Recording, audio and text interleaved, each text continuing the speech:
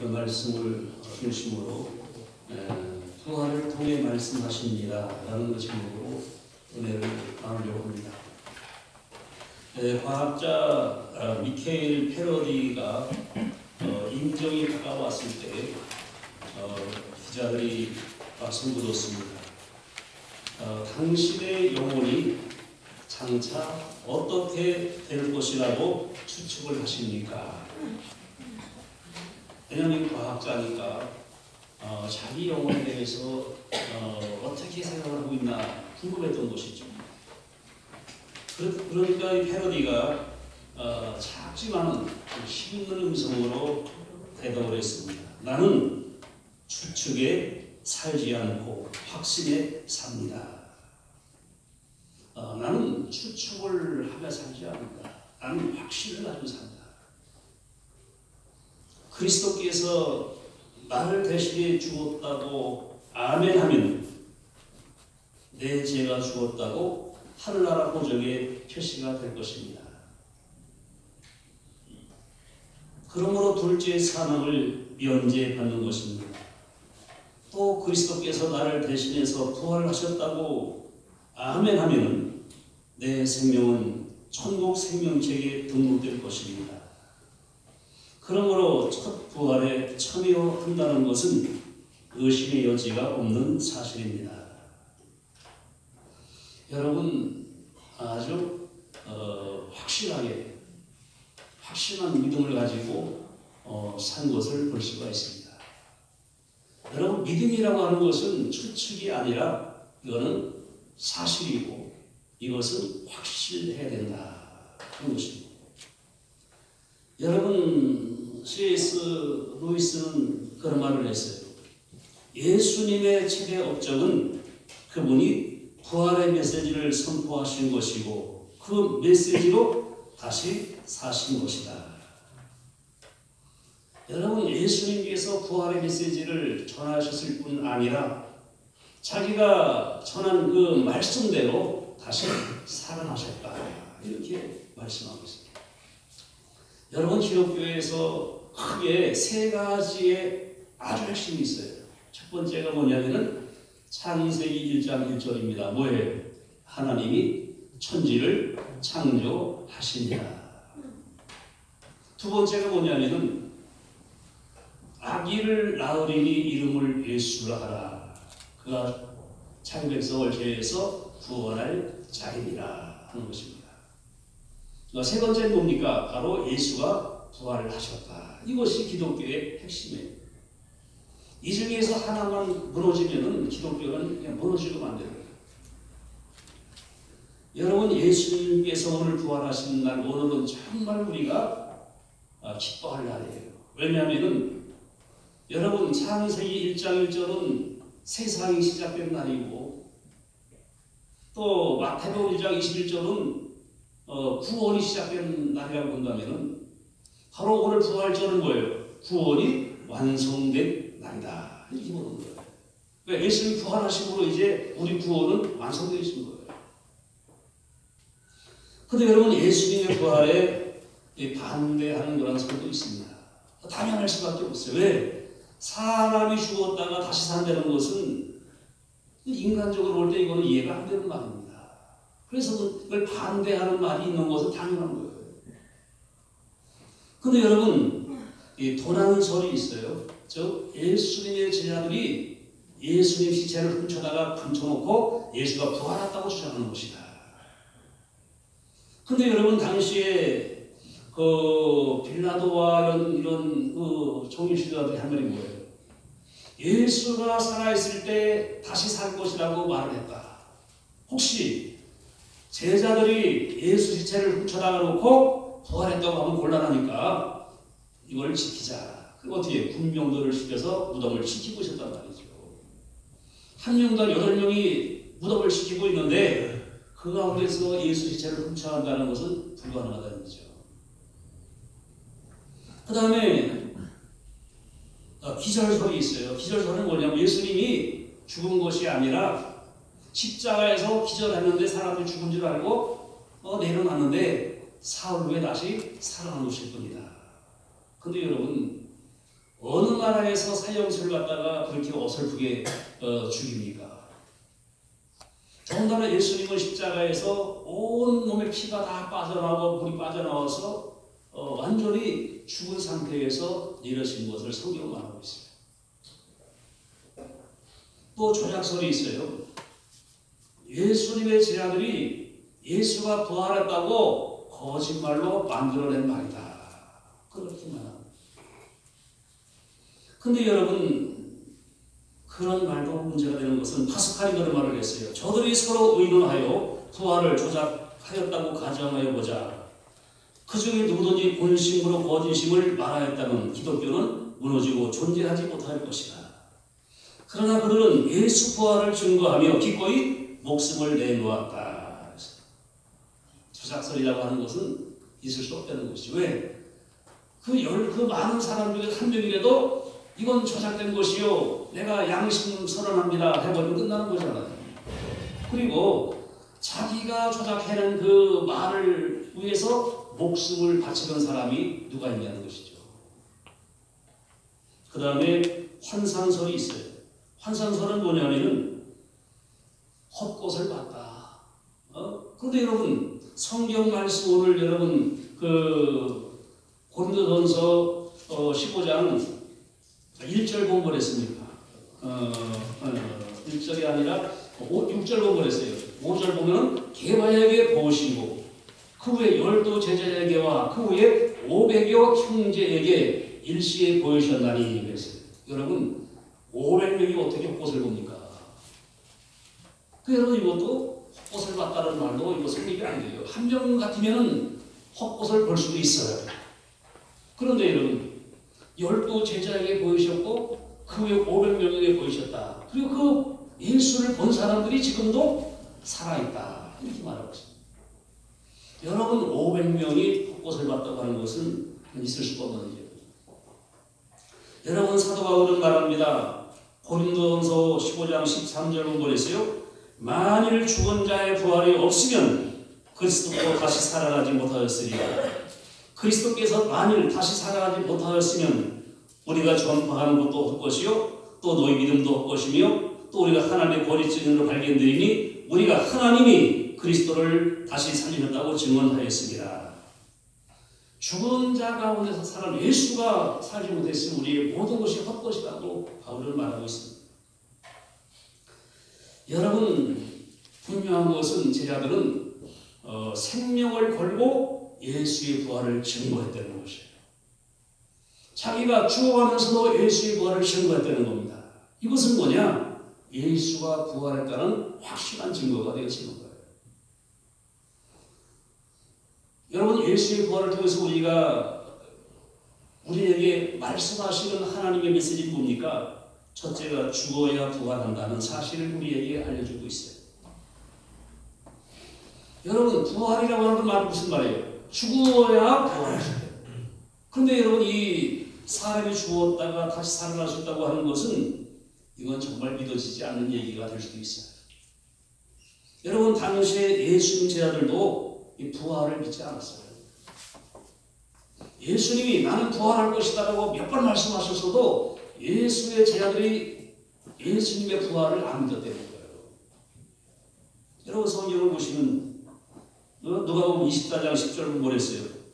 이 여자들은 막달라 마리아와 요한나 야고보의 모친 마리아 또 그들과 함께 한 다른 여자들도 이것을 사도들에게 알리니 사도들은 그들의 말이 헛하나 들려 믿지 아니하나 그랬어요. 여러분, 이 예수의 부활을 목격한 사람들이 가서 이 여자들이 외쳤어요. 예수님 부활했다 그러니까 사도들이 뭐랬어요? 그 말이 헛하는 것처럼 보여서 믿지 않았다는 거예요. 이게 무슨 소리 하느냐. 여러분, 엠마오의 길을 걸어가던 제자들도 역시 그 주님의 부활을 안 믿었어요. 그래서 낙심해가지고 자기 고향을 향해서 돌아가는 그런 과정에 있었던 것입니다. 여러분, 그 성경 말씀은 뭐랬어요?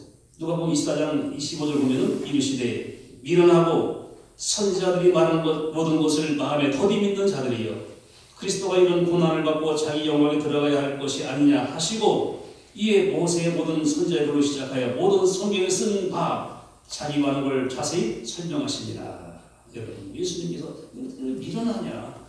어째서 그렇게 더디 믿느냐? 이렇게 실망을 하셨어요. 여러분, 예수님께서 이 부활에 대해서 말씀하는 것을 성경을 통해서 볼 수가 있습니다. 그건 뭐냐면은 요한복음 12장 24절에 내가 진실로 진실로 너에게 이르노니 한 알의 밀이 땅에 떨어져 죽지 아니하면 하늘 그들이 있고 죽으면 많은 열매를 맺느니라. 여러분,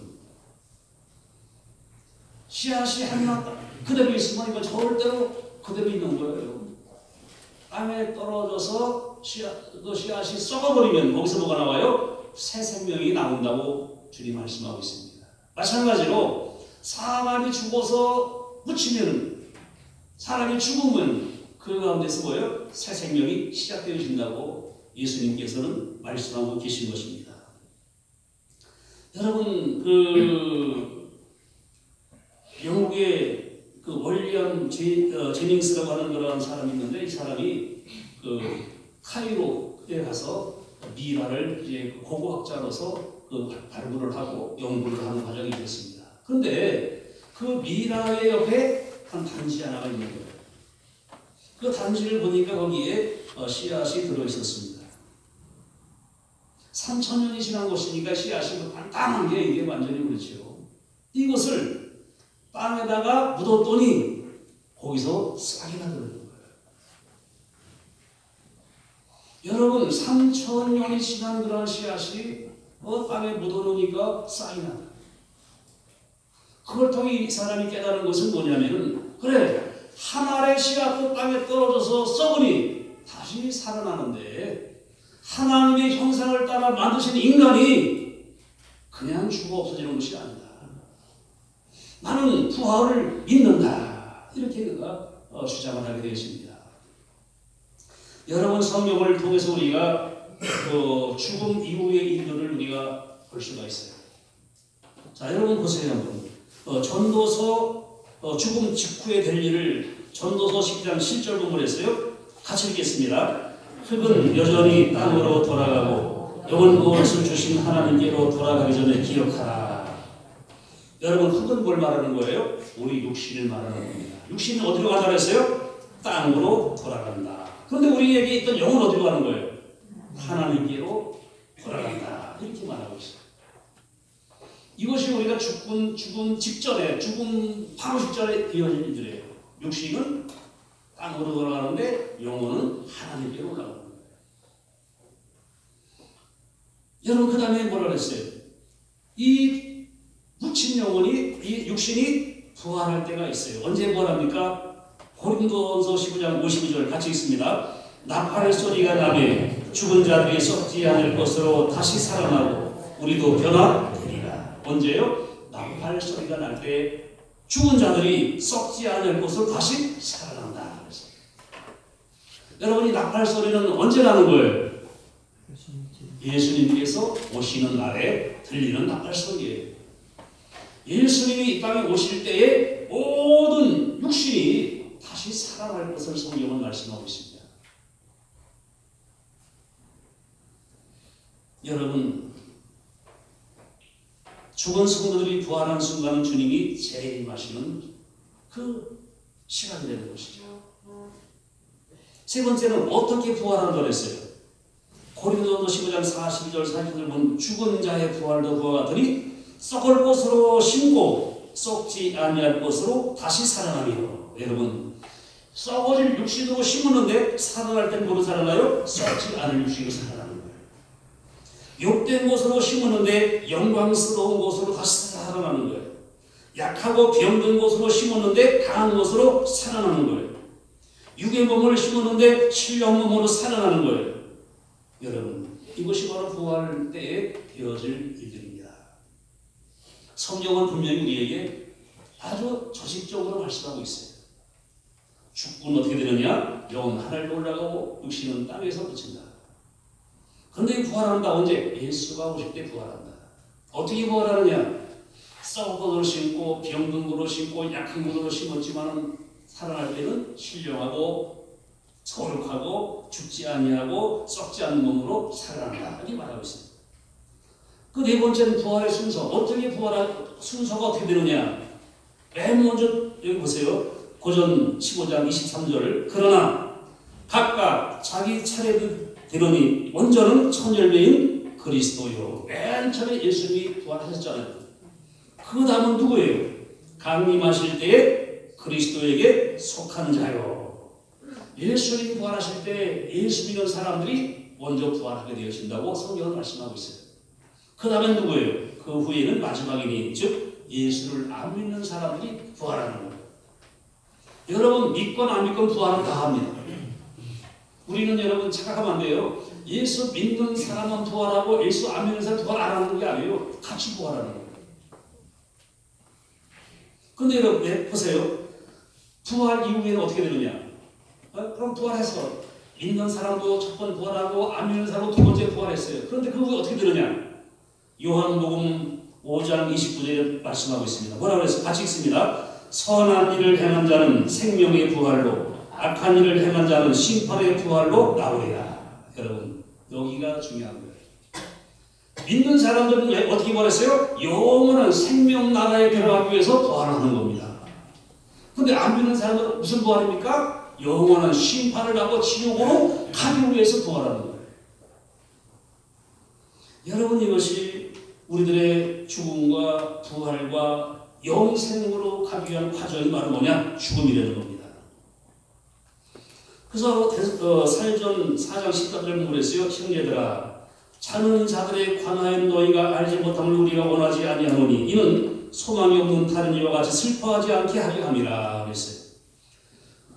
너희들이 형제가 죽었을 때 너희가 슬퍼하지 말아라. 왜? 우리는 이 죽음은 뭐예요? 바로 천국으로 가는 과정이고 영원한 부활로 가는 과정이고 상급을 받으러 가는 과정이고 하나님이 만들어 놓은 집으로 이주해러 가는 과정이다. 이렇게 성경은 말씀하고 있는. 그래서 너희는 슬퍼하지 말라. 지난주에 초상집을 두 번을 갔다 왔어요.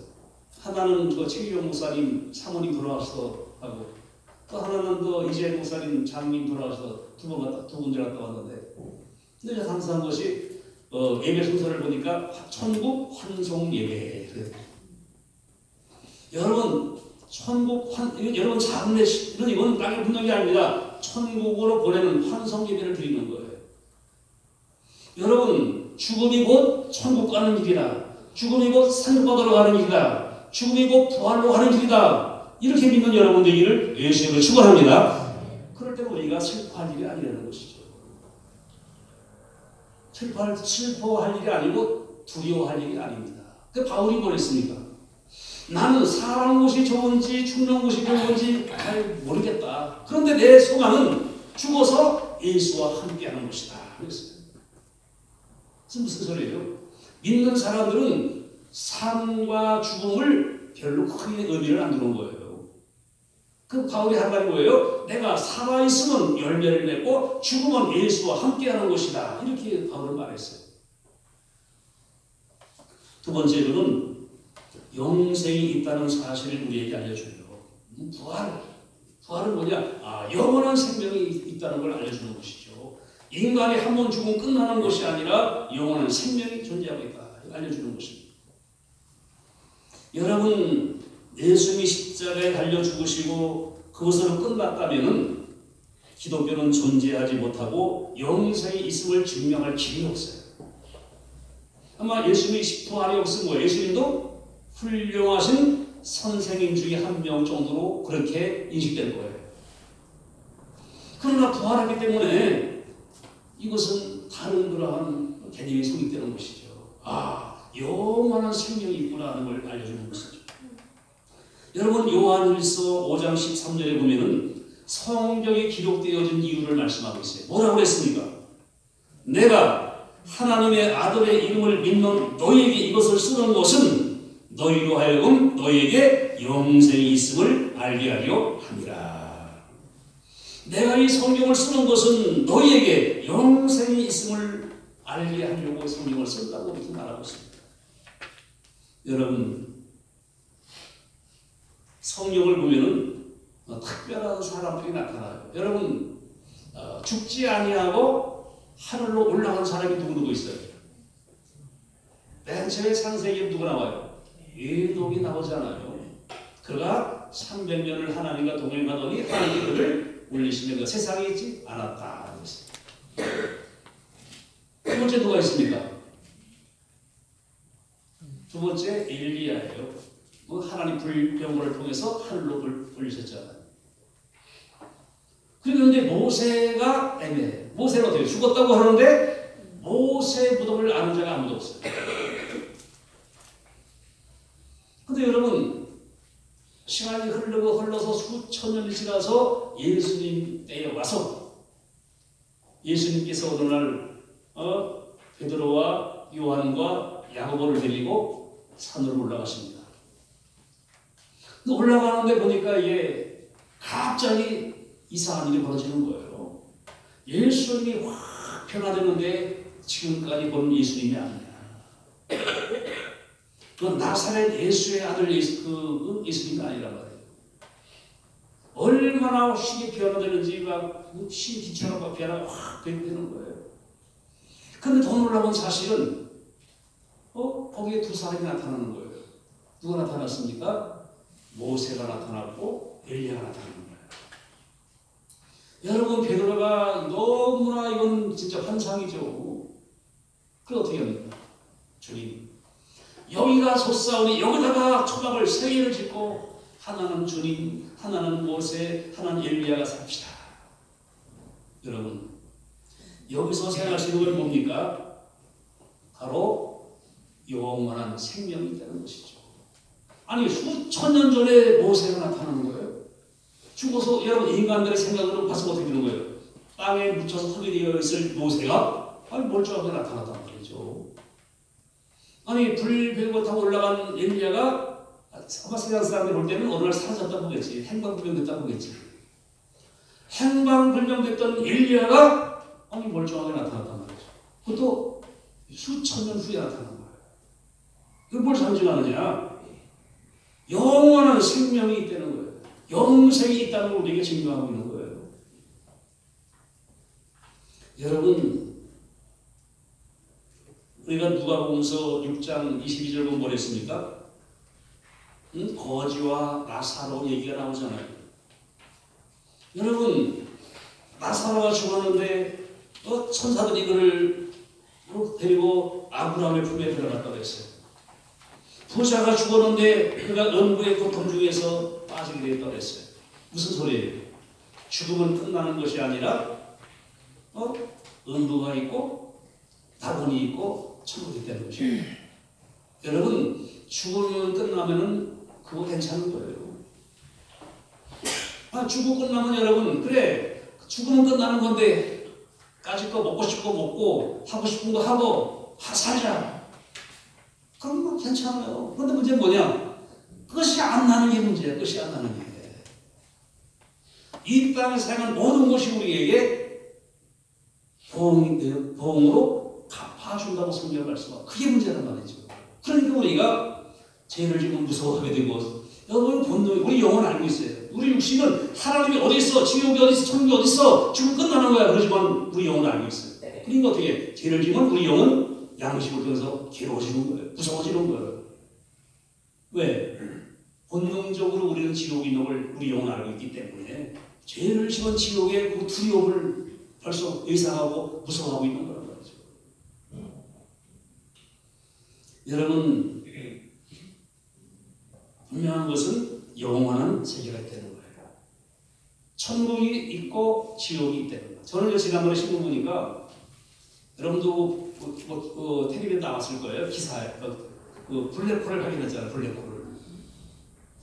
이 블랙홀이 이게 그냥 깜깜한 어둠인데 모든 것이 그리 빨려 들어가는 거예요. 신문에도 났고 텔레비전에 나왔을 거예요. 그 과학자들이 그걸 발견했어요. 최초로 그걸 영상을 만들어내는 거예요. 어마어마하게 큰 지구 하도에 들어가 끝나는 거예요. 지구도 그냥 들어가면 빨리 들어가 끝나는 거예요. 이 정도로 큰 어마어마한 거예요. 그 순간에 그런 생각이 들더라고요. 저게 모든 걸로 빨아들이면 들어가면 다 끝나고 손을 내버리는 거예요. 확 들어가자마자 끝나는. 근데 저기 지옥 아니다. 그렇게 들더라고요. 근데 성경은 지금 불이 있는데 어둠만 있고 불은 밝아가지고, 근데 이건 아직은 시초야. 이제 있는 것만 알았지 그게 뭐 어떻게 잘 모르는 거야. 그냥 깜깜한 암흑 가운데 모든 것이 막 빨려 들어가는 것만 봤지 그 이유는 지금 아직도 과학자들이 모르는 거예요. 우리가 여러분 상상할 수 없는 세계가 우리에게 있다는 거예요. 그 말은 뭐냐? 천국과 지옥. 세 번째로는 사망 권세에서 승리했다는 사실을 부활은 말하고 있습니다. 여러분 초대교회 당시에 로마는 아주 엄청나게 크리스찬들을 핍박을 했습니다. 이들은 크리스찬을 백성들이나 농락하면서 유혹하는 집단으로 매도하고 무서운 방법으로 예수 믿는 사람들을 잡아 죽였어요. 아마 교회사를 보면은 서로 굉장히 각가지 제목을 거쳐갖고서 하여간 예수 믿는 사람들을 잡아 죽이기 시작한 거예요. 그때 부활절이 다가올 무렵인데 한 어머니와 그의 어린 아이가 크리스찬 지하 모임에 가담했다는 이유로 체포가 되어 있어요. 지금 아들은 어머니 품에 앉아서 벌벌 떨면서 울고 있어요. 그리고 저 경기장 안에는 사자가 으르렁거리고 지금 이들을 잡아먹으려고 지금 일하고 있어요. 여러분, 이 두 모자가 경기장 가운데 놓여 있고 사람들은 그걸 지켜보고 있고 사자가 지금 달려들고 있어요. 여러분, 굉장히 무시무시한 순간이에요. 고통과 극도로 공포스러운 그런 순간입니다. 그때 아이가 울면서 소리 질렀어요. 엄마 무서워요 하고 엄마에게 말을 합니다. 그때 이 어머니가 아들을 꼭 끌어안아 주면서 조용하게 말했어요. 얘야, 부활하신 우리 주님을 이제 만나볼 시간이란다. 눈 꼭 감고 조금만 참아. 그러면 눈앞이 밝아올 거야. 여러분, 조금만 참으면 눈앞이 밝아올 거야. 여러분, 이 비슷한 얘기가 또 있잖아요. 어떤 목사님 그런 얘기를 하시잖아요. 죽었다가 눈을 떴을 때 우리 앞에 펼쳐질 세계가 어떤 것이냐. 여러분, 죽음이라는 건 잠깐이에요. 잠깐 딱 숨 부러지는 순간 우리 가서 죽고 바로 다른 세계 넘어가는 거잖아요. 그때 내 눈앞에 펼쳐질 세계가 어떤 것이냐는 것입니다. 여러분들이 눈을 딱 떴을 때 불이 확 타오르고 있으면 어떻게 돼요? 여러분들은 망한 거야. 어디예요? 지옥이에요. 그런데 눈을 딱 떴는데 환한 빛이 있고 생명수가 흐르고 있고 예수님이 보이고 그러면 여러분들은 성공한 거야. 세상 제일 행복한 사람이에요. 왜? 이 땅에서 여러분 많이 살아야 100년 안정이야. 이거 여기서 좀 고생하는 게 문제가 아닙니다. 영원한 나라에서 여러분들은 영원한 생명과 풍랑을 입고 살 수 있는 그러한 주인공이 되어지는 순간이라는 것입니다. 여러분들, 중요한 것은 뭐냐? 이 땅에서의 삶이 중요한 게 아니에요. 영원한 그 나라가 중요한 것입니다. 사망 권세에서 승리하는 순간, 잠깐 눈을 감았다 뜰 때 그때가 중요합니다. 여러분, 예수님께서 부활하셨다는 말은 무슨 말이에요? 세상 모든 권력에서의 승리라는 것입니다. 골로새서 2장 15절, 통치자들과 권세들을 무력화하여 드러내어 구경거리로 삼으시고 십자가로 그들을 이기셨느니라. 로마의 군대가 예수의 무덤을 지켰지만, 그러나 군사가 지킨다고 해서 예수의 부활이 방해되어지진 않는 거예요. 부활하셨습니다. 세상 권세가 예수의 권세를 이길 수 없는 거라는 것이죠. 사망 권세에서 승리했습니다. 오늘 말씀, 나팔 소리가 나매 죽은 자들이 썩지 아니할 것으로 다시 살아나고 우리도 변화되리라. 이 썩을 것이 반드시 썩지 아니할 것을 입겠고 이 죽은 것이 죽지 아니함을 입으리로다. 이 썩을 것이 썩지 아니함을 입고 이 죽을 것이 죽지 아니하고 입을 때에는 사망을 삼키고 이기리라고 기록된 말씀이 이루어지리라. 사망아 너의 승리가 어디 있느냐, 사망아 너의 쏘는 곳이 어디 있느냐, 이렇게 말씀하고 있습니다. 여러분들 예수 부활을 믿으심으로 사망 권세에서 승리하시는 여러분 되기를 예수의 이름으로 축원합니다. 여러분 우리에게 주어질 승리와 축복을 성경은 말씀하고 있어요. 계시록 20장 6절 본문에 있어요. 이 첫째 부활에 참여하는 자들은 복이 있고 거룩하도다. 둘째 사망이 그들을 다스리는 권세가 없고 도리어 그들이 하나님과 그리스도의 제장되어 천년 동안 그리스도와 더불어 왕노릇하리라. 아까 말했죠. 첫 번째 부활은 예수고 그 다음에 예수에 속한 자가 부활하고 마지막으로 예수 안 믿는 사람 부활한다 그랬어요. 그럼 우리는 여러분 뭐예요? 우리는 복이 있다. 왜? 우리는 이제 둘째 사망이 우리를 다스릴 수 있는 권세가 없다는 거예요. 그리고 우리가 뭐예요? 하나님과 그리스도의 제사장 되어서 천년 동안 그리스도와 더불어 왕노릇하리라. 그래서 여러분들 예수와 더불어 왕노릇 하시는 여러분 되기를 예수의 이름으로 축원합니다. 그 다음 뭐라 그랬어요? 요한복음 11장 24절 마르다가 하루되 마지막 날 부활에는 다시 살 줄을 내가 아나이다. 여러분들 내가 다시 살 줄을 믿습니다. 나보다 먼저 간 우리 믿음의 선배들이 조상들이 아버지 어머니가 다시 살 줄을 믿습니다. 이런 소망 가지고 살아갈 수 있는 여러분 되기를 예수 이름으로 축원합니다. 결론을 말씀드리겠습니다. 부활의 사건은 인류 역사의 흐름을 바꿔놨어요. 모든 예수 믿는 사람들이 사망 권세에 놓여나서 생명길로 나가는 전환점이 되었습니다. 죽음의 공포가 부활의 소망으로 변화되는 역사를 만들어냈습니다. 우리들이 십자가에 되어진 일을 믿고 부활의 주님을 믿음으로 영생의 복을 받아 부활의 신앙으로 살아가는 성도가 되기를 예수의 이름으로 축복합니다. 기도하겠습니다.